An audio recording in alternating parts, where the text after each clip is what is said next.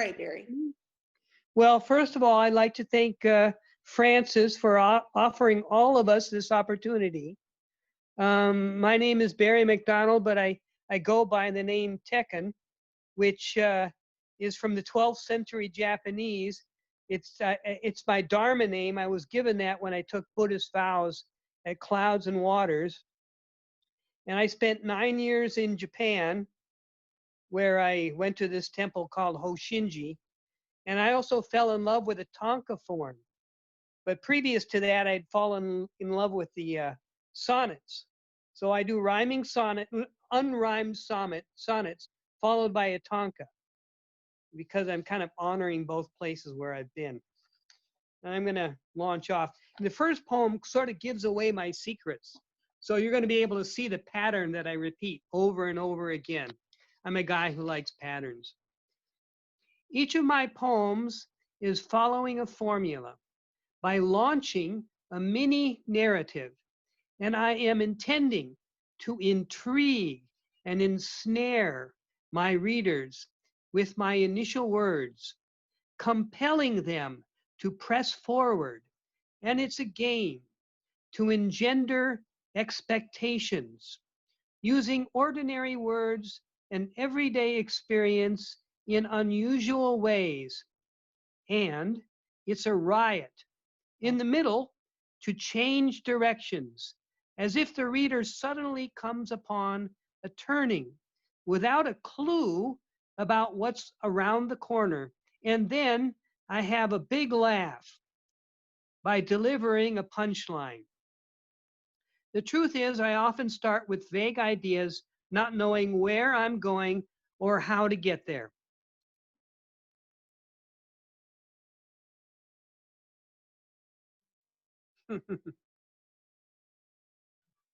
So this is my game. This is what I do over and over. Loved it. Francis, you're muted. There you go. I'm getting confused because I keep pressing mute all and then people are unmuting. So just I'll mute you guys when somebody's reading, and then you can unmute yourselves at the end if you want to comment, or you can remain muted. Okay? Thank you so much, Barry. Do you have more poems for us? Oh yeah, I do. I have I do. Perfect. Yeah, now it may seem like I'm finished, but I'm really not finished. There's two parts to every poet I have. So just listen for that. Okay, the next one. I keep the rock that fits perfectly in my hand upon my desk, and hold it in my palm, and appreciate its weight and solid substance. And with my fingertips, I evaluate its roundness and its smooth texture, and I raise it to my nostrils with both of my hands and inhale to smell just the slightest scent of what may be the essence of the stone, or of perhaps the lingering scent of the soil. And I press it against my cheek as another way of touching it, and realize that the stone and I are fellow travelers, coincidentally brought together. Both of us will return to the soil, but the rock will stubbornly preserve its form.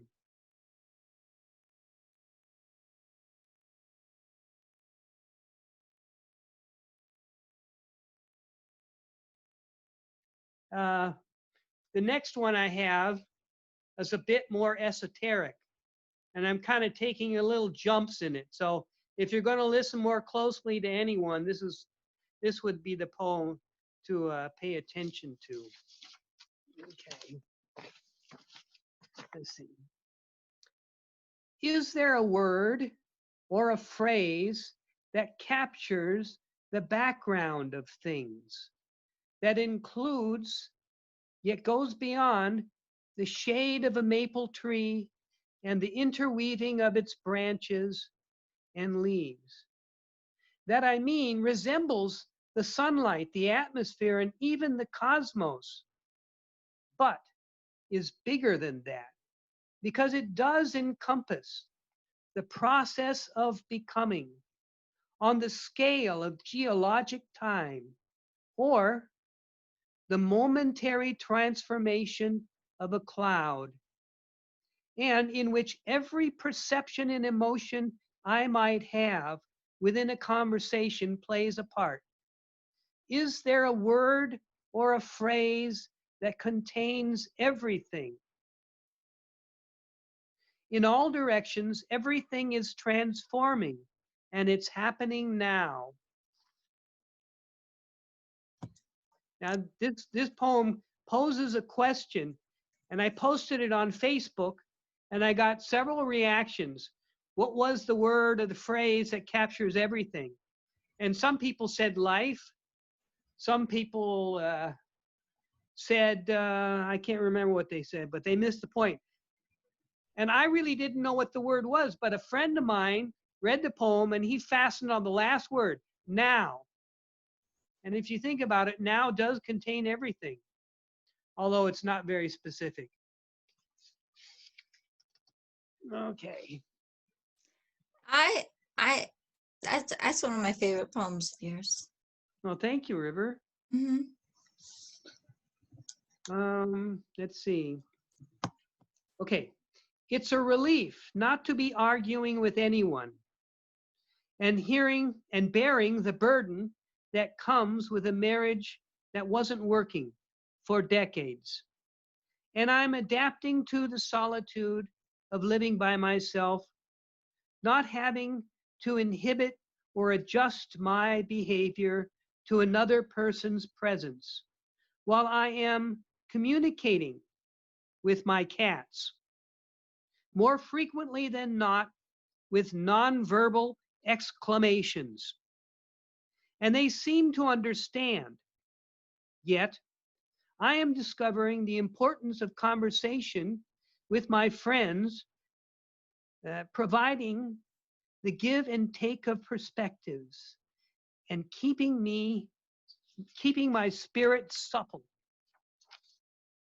Kit Kat and I took naps Saturday afternoon on our backs with our limbs stretched carelessly.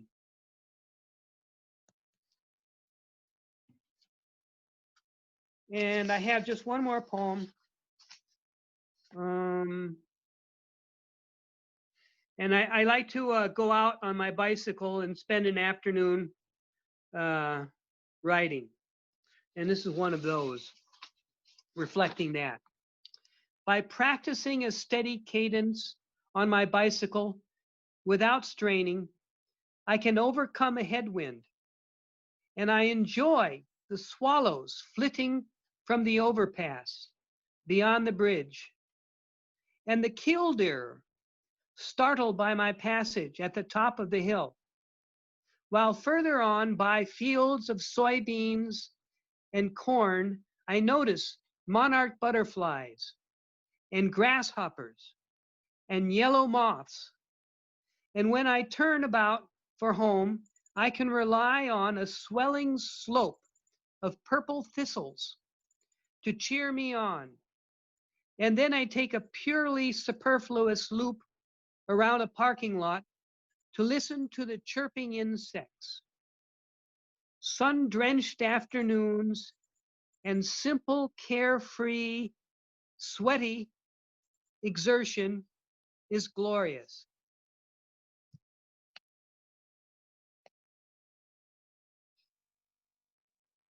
Okay, that's it for me. Thank you so much, Barry. That was wonderful. And you're super awesome to go first. We all thank you for that.